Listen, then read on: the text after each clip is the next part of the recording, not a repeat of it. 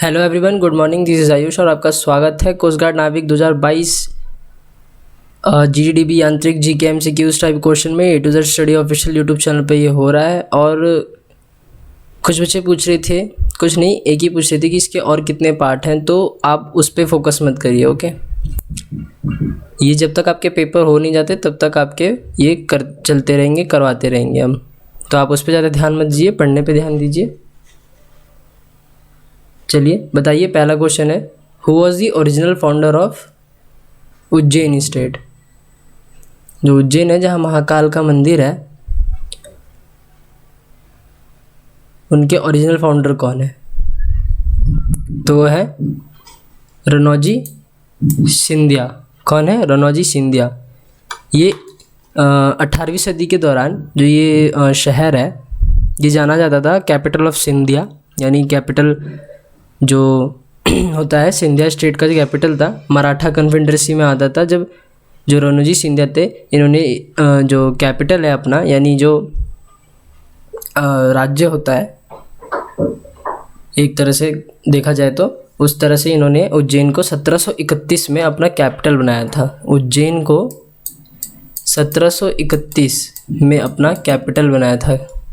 Okay, ये इसके बारे में ख़ास बात है। और ये मत पूछिएगा अब से फिर से कि मतलब आपको पूछने का हक है। अच्छा लगा मुझे आपने पूछा, लेकिन आपने गलत चीज़ पूछी है। ठीक है, कितने पार्ट है मैंने आपको पहले बता दिया था कि जब तक पेपर चलता रहेगा तब तक आपका होता रहेगा। तो आप प्लीज़ ये सब चीज़ें ना पूछा करें, इससे ना मोटिवेशन थोड़ी सी हट जाती है, क्योंकि बाकी बच्चे भी होते हैं, फिर वो सोचते होंगे अरे हाँ बहुत ज़्यादा हो रहा है, बहुत ज़्यादा हो रहा है। जितना ज़्यादा करोगे तभी तो अच्छे मार्क्स आएंगे, नहीं तो ऐसे तो हो गया। फिर अब दो तरह के बच्चे होते हैं, या तो 1600 मीटर भागते हैं, नहीं तो 5 किलोमीटर भागते हैं। जो 5 किलोमीटर भागते हैं वो 1600 मीटर आराम से भाग लेते हैं, जो 1600 मीटर भागते हैं वो 1600 मीटर ही नहीं भाग पाते हैं। सही बात है कि नहीं है?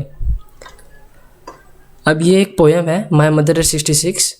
ये इंग्लिश की बुक में थी। इंग्लिश की बुक में ये जो पोएम है ये थी। अब ये कौन सी क्लास में थी इतना तो याद नहीं है, लेकिन सीबीएसई में ही थी। और ये लिखा था कमला दास जी ने। कौन है इसकी गायक? कमला दास जी, लेखक। इन्होंने ये लिरिकल पोएम जो है इन्होंने लिखी थी। अब ये मालाबार में, जो कमला दास है, मालाबार में इनका जन्म हुआ था। मालाबार कब हुआ था? जो केरला में, मालाबार केरला में। एक मिनट रुकिए, चलिए इसको थोड़ा सा मिटा दो ना, ढंग से लिख दो, थोड़ी सी ना दिक्कत हो जाती है ना। मालाबार, थोड़ी सी दिक्कत हो जाती है। तो ये मालाबार कहाँ पे है? केरला में। कहाँ पे है? केरला में। और कब लिखा गया था ये? इनका जन्म कब हुआ था? हम इसकी बात कर रहे थे ना, 1934 में ये इनका जन्म हुआ था। चलिए आगे बढ़ते क्वेश्चन नंबर 3 की ओर। 2021 का यूएस ओपन टाइटल, ये जो खिताब है, किसने जीता था? किसने जीता था? ये जीता था डैनियल मेडवेडेव ने। किन्होंने जीता था? डैनियल मेडवेडेव ने। ठीक है, चलिए आगे बढ़ते हैं क्वेश्चन नंबर 4 की। और इसके बारे में अगर कुछ खास बात है तो 1 मिनट में आपको पढ़ा देता हूँ। हाँ, किसको हराया था? तो ये हराया था, किसको हराया था? इनको हराया था। नोवाक डिफीट मतलब होता है हराना। नोवाक जोकोविच, इनको हराया था। किन्होंने हराया था? इन्होंने, डैनियल मेदवेदेव ने। चलिए आगे बढ़ते हैं। ठीक है, इसमें से ग्लोबल गोलकीपर अवार्ड 2021 का किसे मिला है? तो किसे मिला है? फुमजिले मलाम्को नंगकुका।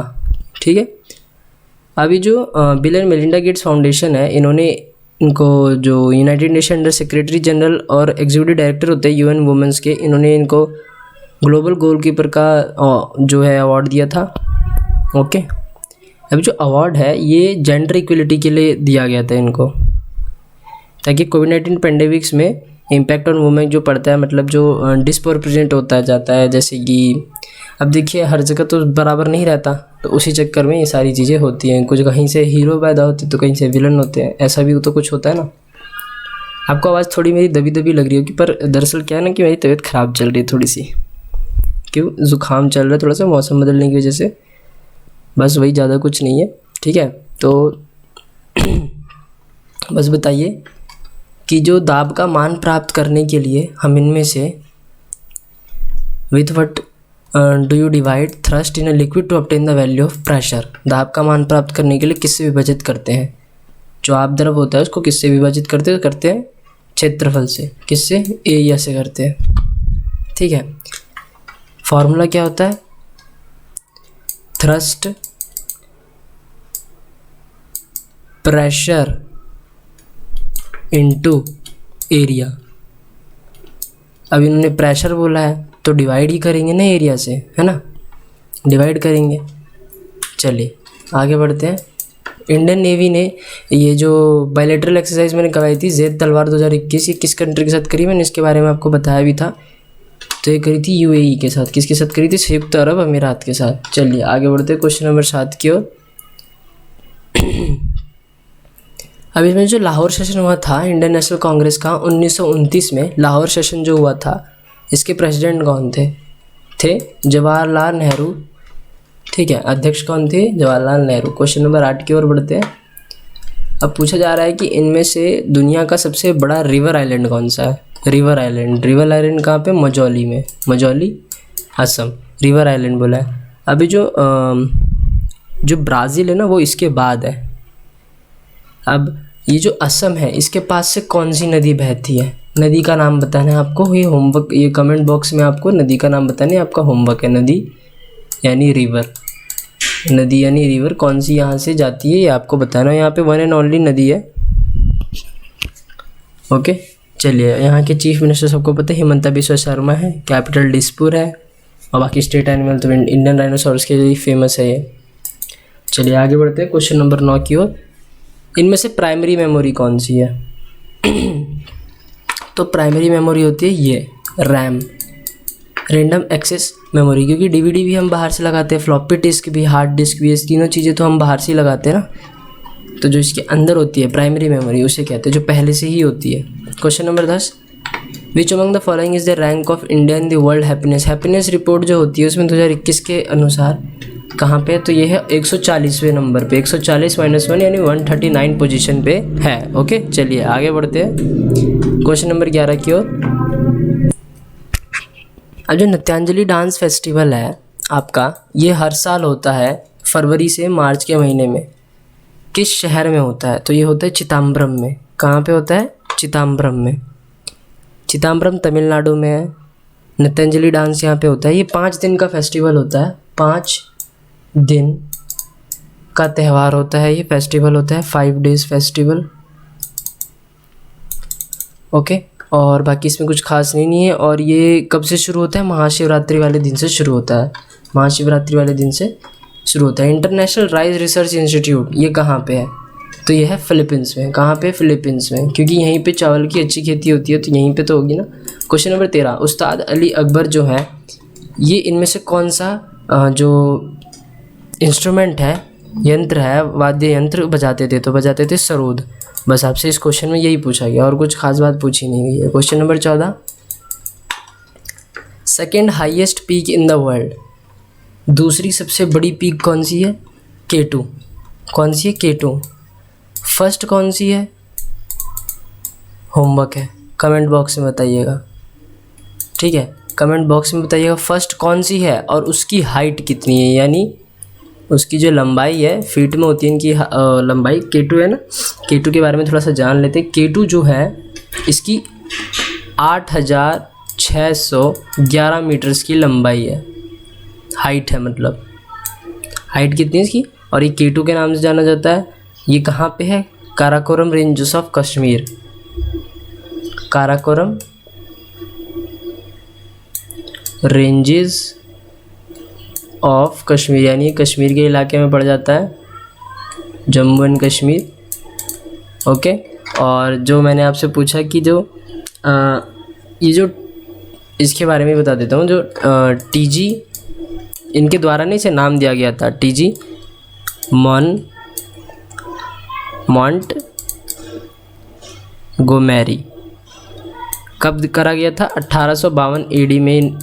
1852 में जो TG मॉन्टगोमेरी है इनके द्वारा इनको नाम दिया गया था KD। फर्स्ट जो पहली है हाईएस्ट, यानी जो फर्स्ट पे है उसका कमेंट बॉक्स में, और उसकी हाइट दोनों आप मुझे कमेंट बॉक्स में बताएंगे, okay. Question number 15, to whom the election of any person as a member of municipality can be question by election petition, मतलब किसके समक्ष निर्वाचन याचिका द्वारा जो होता है नगर पालिका के जो सदस्य होते हैं उस पर प्रश्न किया जा सकता है। किसके द्वारा? तो ये करा जाता है डिस्ट्रिक्ट जज, जो जिला न्यायाधीश होते हैं उनके द्वारा करा जाता है। Question number 16। अब इसमें से जो मोस्ट एक्यूट इन्फ्लुएंस होता है इंडियन, मतलब कहने का मतलब है इनका कि इनमें से किसने भारतीय संविधान को बनाने में सबसे अधिक प्रभाव डाला था? किसने डाला था? तो ये डाला था गवर्नमेंट ऑफ इंडिया एक्ट 1935 ने। 1935 का जो एक्ट है इसमें सबसे ज़्यादा प्रभाव पड़ा था। Okay, question number 17। Question number 17, जो स्वामित्व स्कीम है ये प्राइम मिनिस्टर द्वारा लॉन्च करी गई है नरेंद्र मोदी जी द्वारा। तो ये क्या है?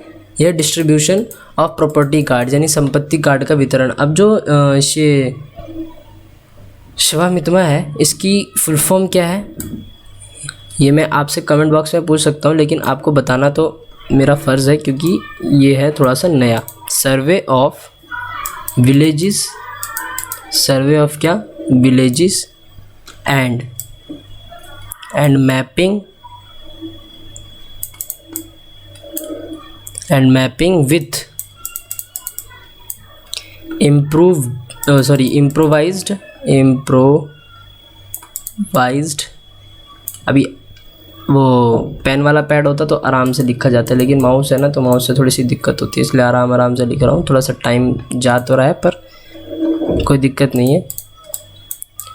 आपके पास अभी समय ही समय है पेपर क्लियर करने के लिए। तो वैसे आपका क्या बोलते हैं एडमिट कार्ड,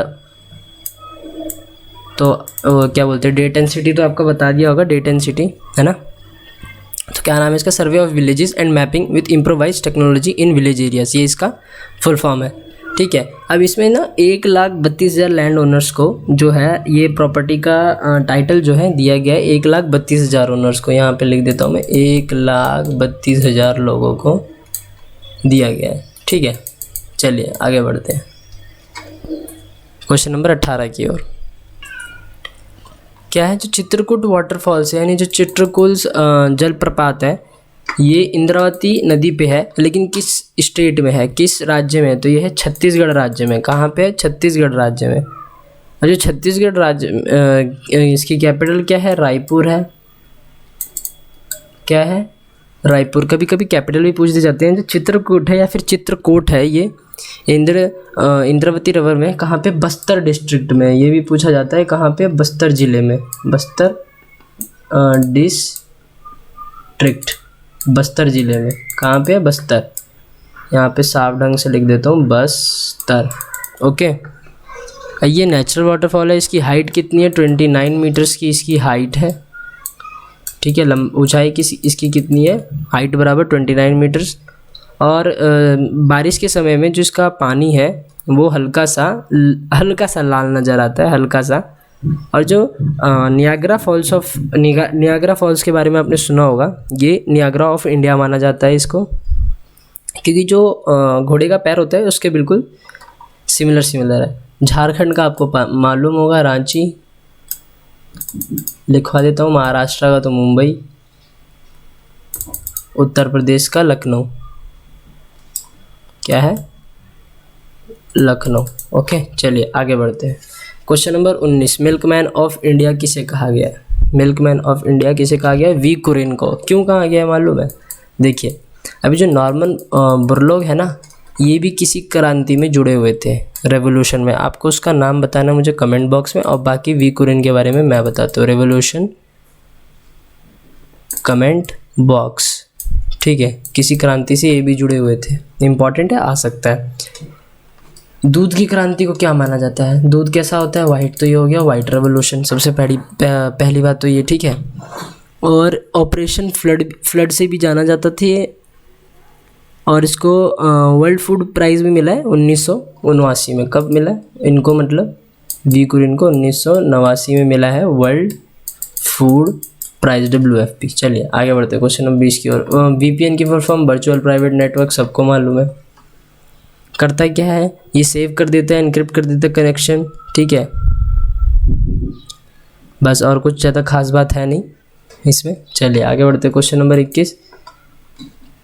हाईएस्ट डेंसिटी किसकी होती है? Which of the following is highest density, सबसे अधिक घनत्व होती है डायमंड की, हीरा।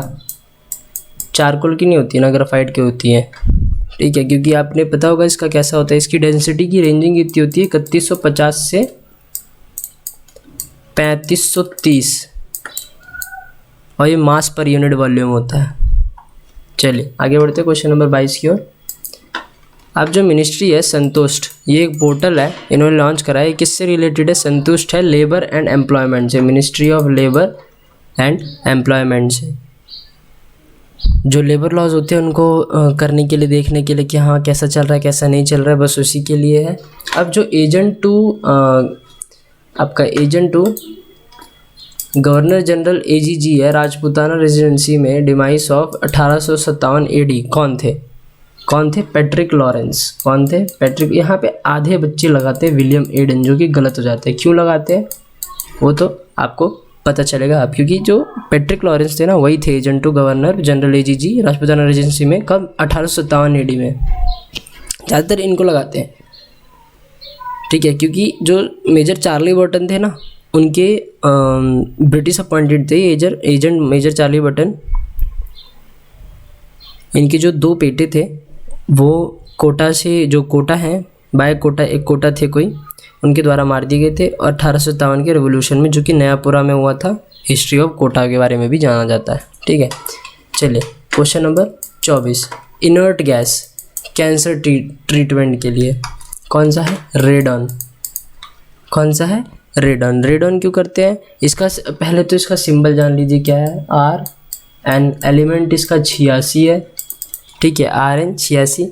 ये एक नोबल गैस है, radio active, colourless, odourless, tasteless noble gas है ये।